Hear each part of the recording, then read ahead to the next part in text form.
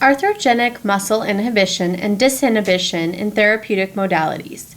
This lecture is given with special thanks to Dan Hoffman, who graciously shared this information with the Texas A&M University Corpus Christi Athletic Training Program.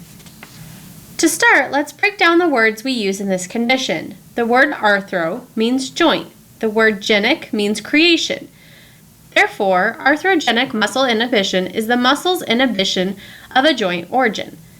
Current joint rehabilitation depends on active exercise. Early active exercise in the rehabilitative process is essential for decreased healing time, increased vascular ingrowth, quicker regeneration of scar tissue, and stronger ligament and tendon healing. The process of early active exercise in joint rehabilitation is significantly hindered by the patient's inability to contract surrounding musculature, as is common after joint injury. This diminished ability to contract, or inhibition, is termed arthrogenic muscle inhibition, or AMI. The muscle shuts down even though it is not damaged. The patient and clinician will typically notice this as muscle atrophy or muscle weakness. The issue with autogenic muscle inhibition, or AMI, is most clinicians don't know what it is. Since many clinicians are not well versed in this condition, the clinician is not able to lead an accurate treatment protocol. This results in poor treatment and overall patient outcomes. So what is AMI again? It is a condition that involves neural inhibition of uninvolved musculature surrounding an injured joint. AMI is a presynaptic reflex inhibition of musculature surrounding a joint after damage to the structures of the joint. It is a natural response designed to protect the joint from further damage. Many times after ACL rupture, we will see that the quadriceps is taken essentially offline as far as neurological impulses and muscular contraction is concerned. So we have an uninjured musculature, the quadriceps, that surrounds an injured joint, which would be the ACL rupture. We see this often in knee injury in the quads and in ankle injuries, the peroneals, or the lateral muscles of the calf. The motor unit is a single motor neuron and the muscle fibers that it innervates. A motor pool consists of all the motor neurons that innervate a single muscle. Distinct skeletal muscles are controlled by groups of individual motor units. Pain and disuse are often associated with muscle inhibition and atrophy after joint injury. However, AMI results from activity from many different joint receptors, which act on inhibitory interneurons synapsing on the motor neuron pool of joint musculature.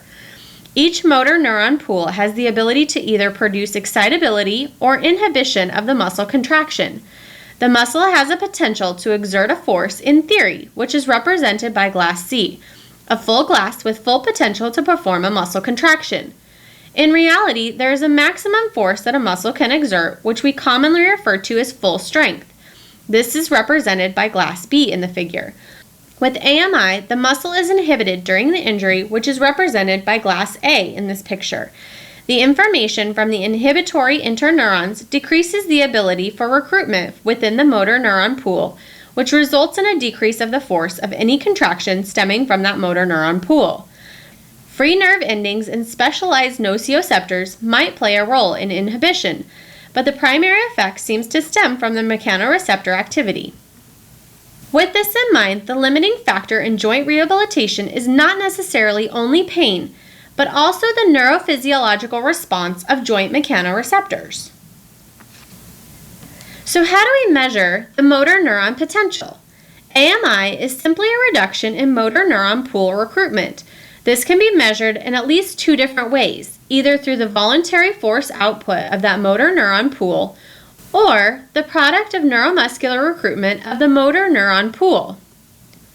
With this, we could have an activation of the quadriceps muscle. This creates what is potentially the excitability of the muscle. So we have a maximum force capacity, and we can measure the difference between the excitability and the inhibition. The most frequent cause of AMI is the result of specific inflammatory signals. It isn't from heat, it isn't from redness, it isn't from pain, but it is from swelling. So swelling is the most frequent cause for this condition. During swelling, the mechanoreceptors initiate a protective reflex mechanism. Sometimes this reflex is facilitatory. Other times this reflex is inhibitory, which may result in arthrogenic muscle inhibition, or AMI.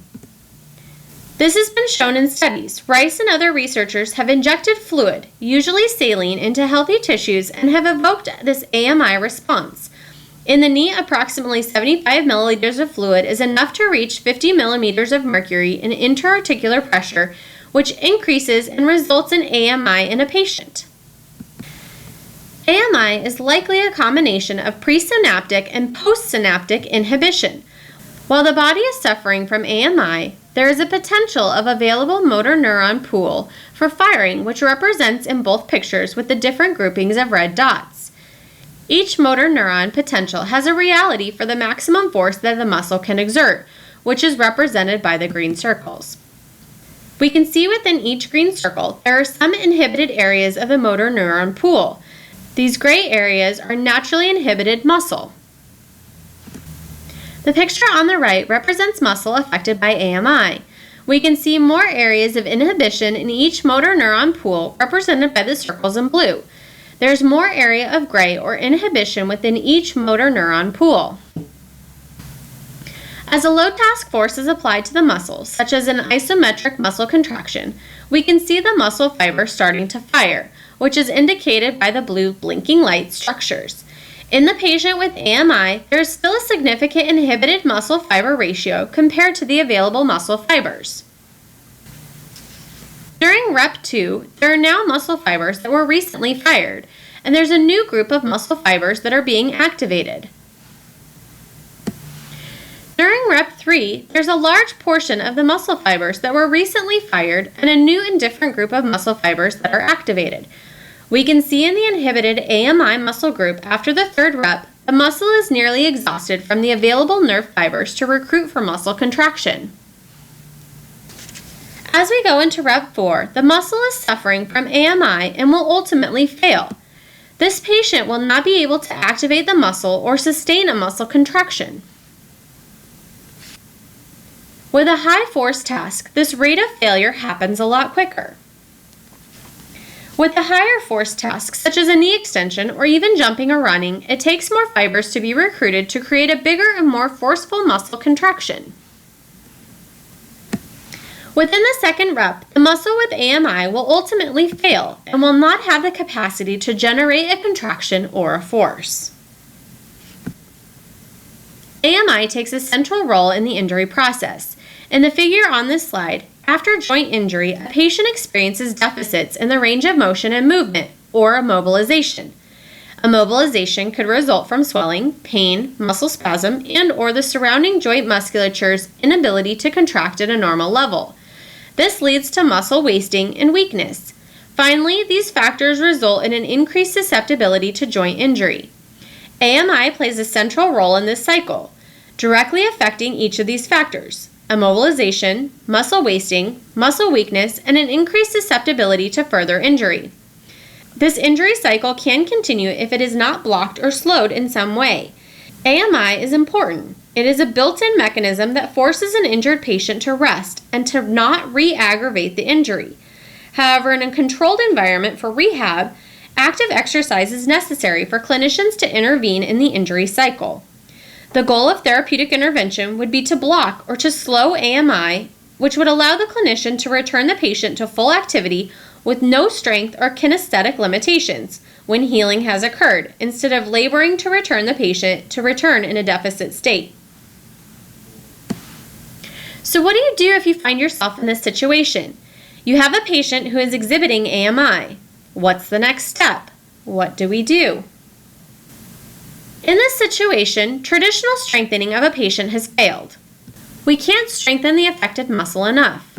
This happens because we can't perform enough reps before the muscle doesn't have the ability to continue contracting, thus inhibiting the entire muscle. Therefore, we have to remove the inhibition first. This is sometimes called disinhibition. One of the best ways to disinhibit the muscle would be to perform cryotherapy and transcutaneous electrical nerve stimulation.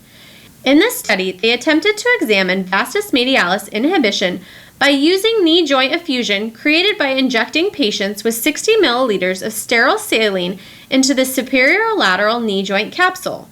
The H reflex, or the Hoffman reflex, was measured by a series of short duration, approximately 0.3 millisecond, high-intensity stimulation with 20-second rest intervals. These stimuli are delivered to the volunteer with varying amplitudes in order to find the maximum H reflex. The H reflex is a percentage change from the pre-injection measurement for each time interval in treatment group. An overall difference was detected in H reflex measures between the treatment groups over time. At 15 and 30 minutes, the control group had lower H reflex amplitude than the cryotherapy and the TENS groups. At 45 minutes, the H reflex amplitudes of all groups were different. Cryotherapy was greater than TENS, which was greater than the control. At 60 minutes, the H reflex amplitude of the cryotherapy group was greater than those of the TENS and the control group. So what's the evidence-based practice for treating AMI? The evidence for treatment is simple. Cryotherapy, we want to place an ice bag over the anterior and posterior lateral aspect of the joint, in this case the knee joint. The duration of treatment should be approximately 20 minutes. The effect of the treatment lasts up to 40 minutes, and we perform therapeutic exercises immediately following the treatment. We could also use TENS. We could use TENS on a continuous, strong sensory level. We can continue using TENS during the therapeutic exercise to prolong the treatment. In both cases, we're treating the joint, which allows us to fire the muscle. Just as a recap, AMI is a neural inhibition of uninjured muscles surrounding an injured joint. The presence of swelling causes AMI. Traditional strengthening does not work. We must remove the inhibition first. Recently, cryotherapy and TENS have both been reported to have a disinhibitory